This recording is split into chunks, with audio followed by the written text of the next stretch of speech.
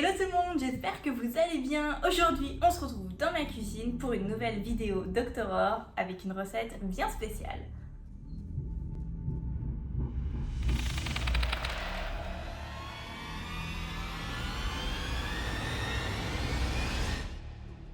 Nous sommes à une semaine tout pile d'Halloween et je commence un petit peu à réfléchir à qu'est-ce que je vais bien pouvoir proposer à mes amis le soir d'Halloween à déguster.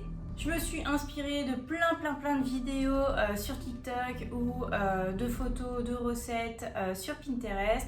Il y a eu les classiques, je pense que tout le monde a déjà vu, vous savez, les petites saucisses en forme de doigt ou en forme de petite momie, mais il n'y avait rien de foncièrement original. Vous savez, une grosse pièce qui claque. Et j'ai finalement trouvé une recette à vous proposer. Une recette vachement simple avec très peu d'ingrédients, vous verrez.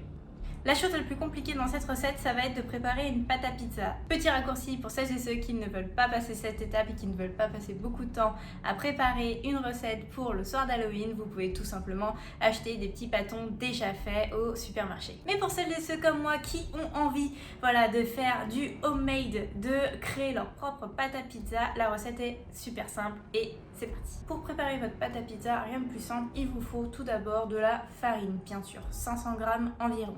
À côté de ça, il vous faudra 250 ml d'eau environ, puis une cuillerée de sel, 2 cuillères à soupe d'huile d'olive et 20 g de levure boulangère. Pour le reste de la recette, il vous faudra simplement une sauce tomate, vous savez, spéciale soirée, les condiments à la tomate et au piment, voilà, de ce type, c'est tout.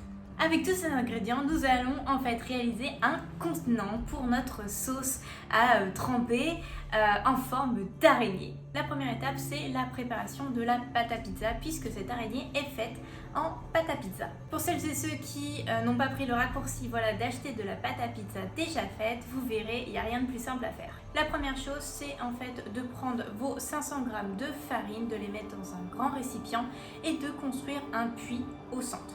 À l'intérieur de ce puits, vous allez rajouter le sel et l'eau et ensuite prendre une spatule et commencer à remuer tout ça. En même temps que vous remuez, n'oubliez pas d'incorporer petit à petit les 2 cuillerées d'huile d'olive.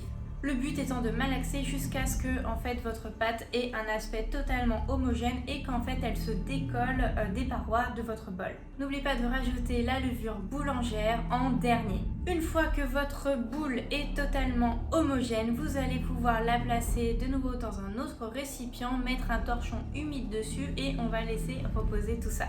Pour le temps de pousse, comptez environ 1 heure, le temps qu'en fait la pâte double de volume. Une fois que votre pâte a bien gonflé, on va pouvoir fariner un petit peu son plan de travail parce qu'on va la dégazer. Pour cela, on va de nouveau pétrir la pâte très rapidement, vraiment histoire de dégazer la pâte, qu'elle retombe un tout petit peu. Ensuite, on va la diviser en 3 parties pour former notre araignée. Un premier pâton va en fait servir de tête à l'araignée. Le deuxième pâton doit être plus important puisqu'il constituera l'abdomen de votre araignée. Et ensuite, le troisième pâton va en fait être divisé en 4 boudins de façon à former les pattes. Vous allez ensuite disposer la plus grosse boule sur une plaque de cuisson avec du papier sulfurisé dessus. Ensuite, vous viendrez coller la tête avec un petit peu d'eau entre les 2 boules histoire de les coller. Et ensuite, vous viendrez ajouter les boudins entre les deux. Une fois votre araignée formée, vous allez pouvoir passer à la pré-cuisson de votre araignée. Pour cela, il va falloir faire chauffer votre four à 220 degrés. En attendant, vous pouvez, pour qu'elle soit plus dorée, battre un œuf et badigeonner le dessus de votre araignée. Et pour les plus gourmands comme moi, j'ai décidé en fait de parsemer un petit peu au niveau des pâtes du fromage râpé. Ensuite, on place l'araignée au four pendant 10 minutes. Une fois ces 10 minutes passées, vous allez pouvoir sortir votre araignée du four et creuser au niveau de son abdomen le puits qui va contenir la sauce. Une fois cette étape faite, vous pouvez replacer l'araignée pour une quinzaine de minutes.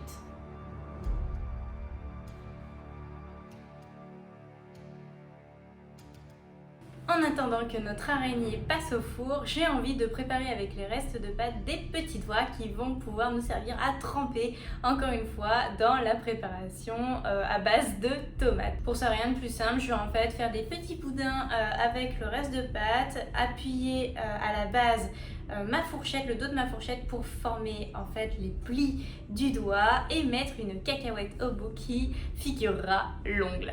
Ça y est, le four vient de sonner, on va pouvoir sortir notre araignée. La toute dernière étape maintenant va consister tout simplement à remplir nos puits de sauce et de faire la présentation.